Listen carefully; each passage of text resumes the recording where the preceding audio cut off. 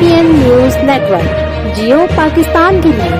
کرتے ہیں سانگلا ہل سے تحصیل انچارج ملک محمد وارث کی رپورٹ کے مطابق سانگلا تحصیل میونسپل انتظامیہ کی غفلت کے باعث شہر کچرا منڈی میں تبدیل ہو گیا اور تعلیمی اداروں کے سامنے بھی کوڑا کرکٹ کے ڈھیر لگ گئے۔ کلین اینڈ گرین مہم دم توڑ گئی، شہریوں کی زندگیاں جیرن بنا کر رکھ دی اور کوڑا کرکٹ کو آگ لگانے سے شہری سانس کی بیماریوں کے ساتھ ساتھ دیگر امراض میں بھی مبتلا ہونے لگے اور تحصیل میونسپل انتظامیہ کا صفائی کرنے والا عملہ بھی خواب خرگوش کے مزے لینے میں مشغول ہو گیا اور شہر کے بڑے تعلیمی اداروں کے باہر بھی کچرے کے ڈھیر لگ چکے ہیں، جس سے طلبات کو بھی شدید مشکلات کا سامنا کرنا پڑ رہا ہے اور تحصیل میونسپل آفیسر ملازمین کی کمی کا بہانہ بنا کر شہریوں کو ٹال دیتا ہے۔ اہل سانگلا ہل کا کہنا ہے کہ شہر بھر میں کلین اینڈ گرین مہم کا دور دور تک نام نشان نہ ہے۔ شہریوں نے ڈپٹی کمشنر ننکانہ سے میونسپل انتظامیہ کی صفائی ستھرائی کے بارے میں غفلت کا فوری نوٹس لینے کا مطالبہ کیا۔